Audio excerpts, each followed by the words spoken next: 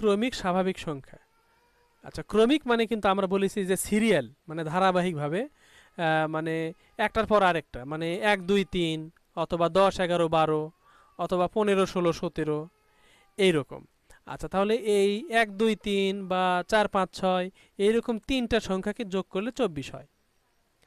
তাহলে এখানে সবচেয়ে ছোট সংখ্যাটি x ধরে অপর দুইটি x এর মাধ্যমে লেখো, অপর সংখ্যা দুইটি x এর মাধ্যমে লেখো। তাহলে আমরা ক নাম্বার আগে করব, তারপরে খ, তারপরে গ। সুতরাং আমরা ক নাম্বারটা শুরু করি। তার আগে দেখো এখানে আমরা যদি ধারাবাহিক তিনটা সংখ্যা 1 2 3 যোগ করি তাহলে 6 হচ্ছে, আমাদের হতে হবে 24। এইরকম করে আমরা যদি ট্রাই করতে করতে এখানে আসি 6 7 মানে 7 8 9, তাহলে কিন্তু আমরা 24 পাই। তাহলে 7 8 9, তাহলে এখানে ছোট সংখ্যাটা কিন্তু 7, বড় সংখ্যা হলো 9, আর মাঝখানের সংখ্যা হলো 8। 7 8 9। তাহলে আমরা ক নাম্বারটা সমাধান শুরু করি। এখানে বলছে সবচেয়ে ছোট সংখ্যাটি x। আমরা কিন্তু এখানে মুখে মুখে একটা হিসাব করেছিলাম যে ছোট সংখ্যাটা 7 হবে, আর বড় সংখ্যাটা 9 হবে, আর মাঝখানেরটা 8 হবে।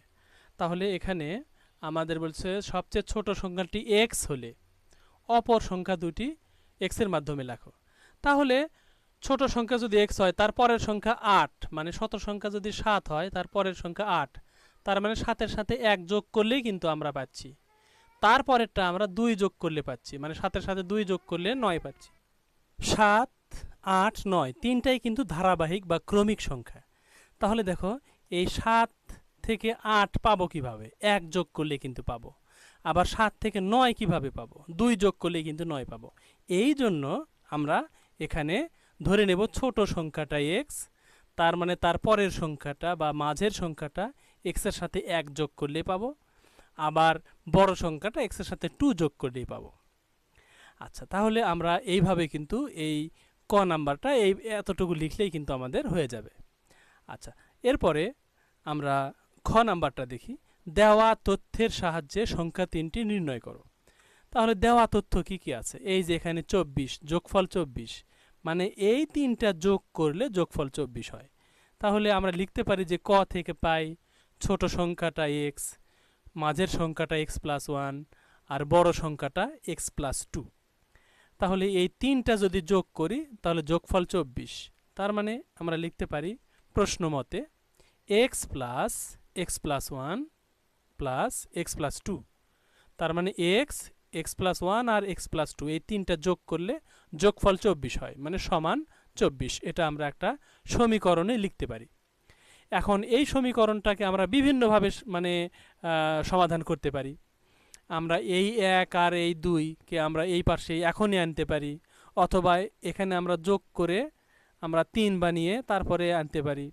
আর এখানে একটা x, এই একটা x, এই একটা x, তাহলে তিনটা x আছে, তার মানে 3x, আর এখানে এই 1 আর এই 2 যোগ করলে 3 হয়, আর এইদিকে সমান 24, তো যা আছে তাই।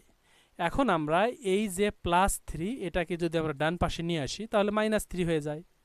তাহলে 24 থেকে 3 মাইনাস করলে আমাদের 21 থাকে এখানে। তাহলে 3x সমান 21। এখন আমরা এই 3 কে সরাবো, এই পাশে নিয়ে আসবো। তাহলে 3 কে এই পাশে আনলে এখানে গুণ অবস্থায় আছে 3, তার মানে এখানে এসে ভাগ হয়ে যাবে। সুতরাং 21 কে 3 দ্বারা ভাগ করলে 3 7 21, তাহলে 3 7 21, তাহলে 7 হচ্ছে আমাদের, x এর মান 7 হচ্ছে। তার মানে কি ছোট সংখ্যাটা 7। তাহলে আমরা পেলাম ছোট সংখ্যাটি 7। এই x না লিখে x এর মান 7 লিখলাম। তাহলে মাঝের সংখ্যাটা 7 এর সাথে 1 যোগ, তার মানে 8। তার মানে বড় সংখ্যাটা 7 এর সাথে 2 যোগ, x এর সাথে 2 প্লাস, তার মানে 7 এর সাথে 2 প্লাস, তাহলে 7 2 9। সুতরাং অ্যান্সার হলো 7 8 9। উত্তর হলো 7 8 9। আচ্ছা, এখন আমরা সর্বশেষ যেটা 35-এর গ নাম্বার, এটা দেখব। y একটি সংখ্যা যার দ্বিগুণ প্রাপ্ত সবচেয়ে ছোট ও সবচেয়ে বড় সংখ্যা দুটির যোগফল অপেক্ষা 4 বেশি। y এর মান নির্ণয় করো। একদমই সহজ, আমরা কিন্তু এইটা পেয়েছি খ নাম্বারে, 7 8 9, এটা কিন্তু আমরা খ নাম্বারে পেয়েছি। তাহলে সবচেয়ে ছোট এখানে 7, সবচেয়ে বড় এখানে 9, তাহলে এই দুটার যোগফল কত, তার থেকে 4 বেশি মানে তার সাথে আবার 4 যোগ। তাহলে আমরা লিখে এইভাবে সমাধান করব যে খ থেকে পাই ছোট সংখ্যাটা 7, মাঝের সংখ্যাটা 8 আর বড় সংখ্যাটা 9। এটা আমরা খ থেকে পাই, এটা আমরা লিখে নিলাম। এখন প্রশ্ন মতে 2y সমান 7 যোগ 9 যোগ 4 কিভাবে হলো? 2y কোথা থেকে আসলো? y একটি সংখ্যা যার দ্বিগুণ, তাহলে y এর দ্বিগুণ হলো 2y। এইটা কি হবে? এইটা সমান সবচেয়ে ছোট ও বড় সংখ্যার যোগফল। এই যে সবচেয়ে ছোট 7 মানে এই যে 7 আর সবচেয়ে বড় হলো 9, এই 9।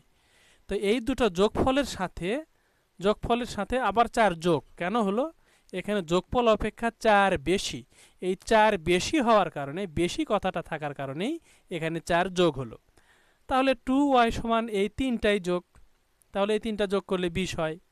তাহলে 2y সমান যদি 20 হয়, তাহলে এখন আমরা শুধু y সমান কিভাবে বের করব? y সমান 10 কিভাবে হবে? কারণ এই 2 দ্বারা আমরা এটাকে এই 20কে ভাগ করব। কারণ এই 2 এখানে দেখো y এর সাথে গুণ অবস্থায় আছে, তাহলে এই 2 এই পাশে এসে ভাগ হয়ে যাবে। 20কে যদি 2 দ্বারা ভাগ করি বা 20 এর অর্ধেক করি তাহলে 10 হয়। সুতরাং y এর মান 10। তার মানে y এর মান নির্ণয় করো। এখানে আমাদের y এর মান নির্ণয় করা হয়ে গেছে, সেটাই হলো 10।